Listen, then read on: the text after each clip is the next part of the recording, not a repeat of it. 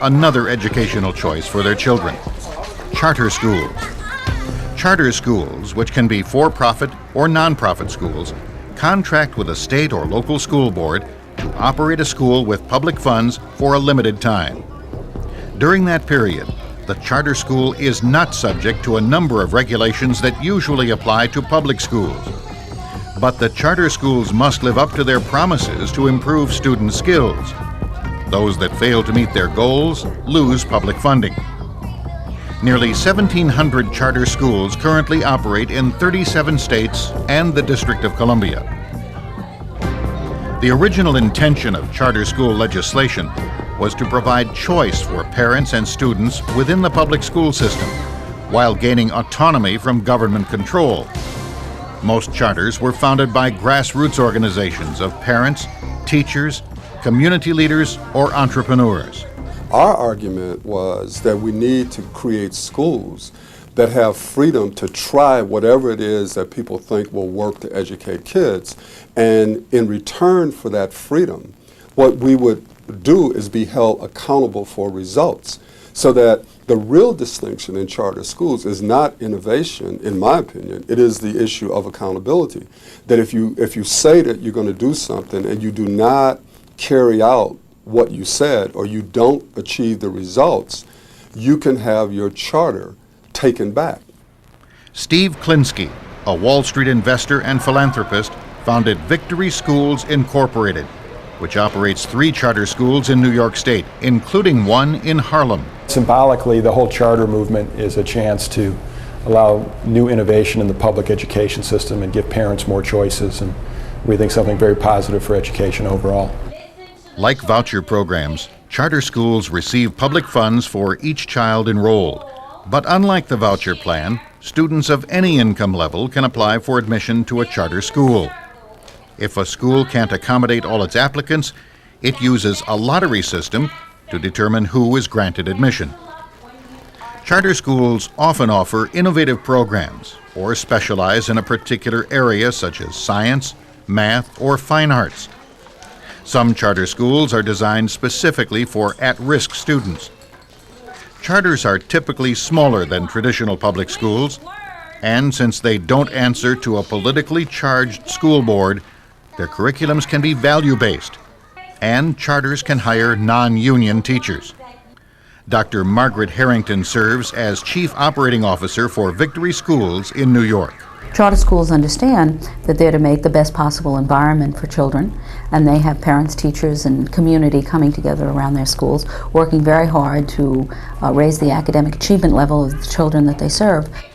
Charter schools often succeed because the parents of their students have a vested interest in the school. Michael and Sonia Herbert wanted their daughter to attend public school, but were concerned about the quality of their neighborhood school. The Sisalou Children's Academy, a charter school in Harlem, fits their needs perfectly. We both felt really good about what they were going to offer, and we were willing to take a risk to let our child be involved here based on what they were willing to offer her. And so we were going to get the best of both worlds, her being in the community as well as getting a good education, and also being a part of a school that was going to be one of the best in New York. Proponents of charter schools say they provide children with more opportunities to increase their learning capabilities while challenging public schools to become better. Since charter and public schools receive funding based on enrollment figures, both institutions compete with each other. The schools need to convince parents why their program is the best. Competition may drive the marketplace, but does it have a place in public education?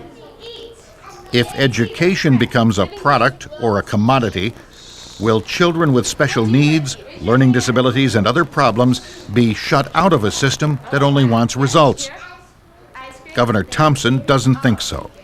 What has happened is the competition is bringing out the best. They're competing for students. They're improving the quality of education. It's just like anything else. When you have a competition, you have to get a little bit sharper. You have to get a little bit better in order to stay in business, to stay in education, to stay flying a plane.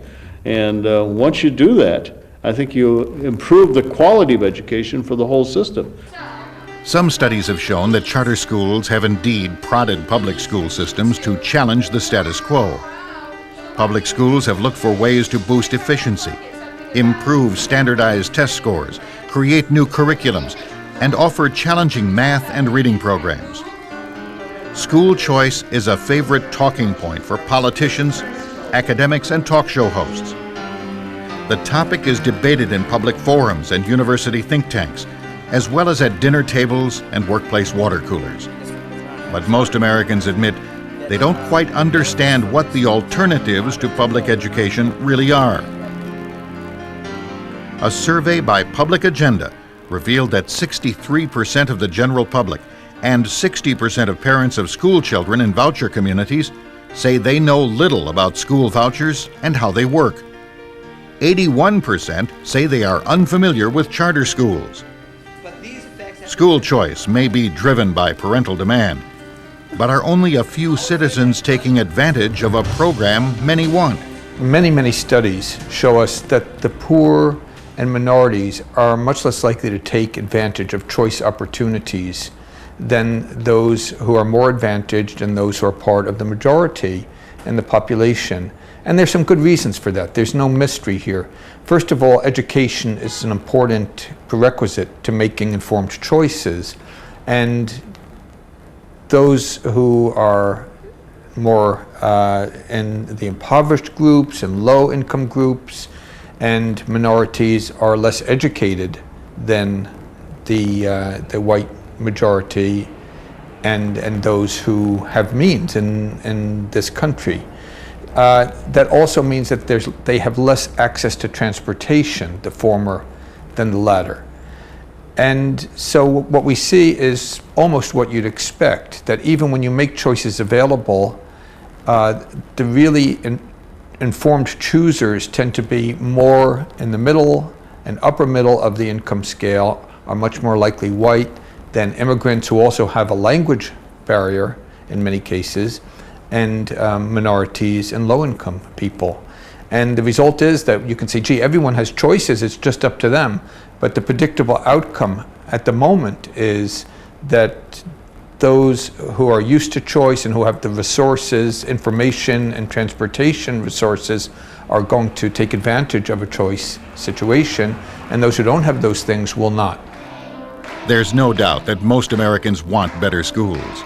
They want schools where children can learn safely, where children can be challenged and inspired, where children can discover their interests and their talents.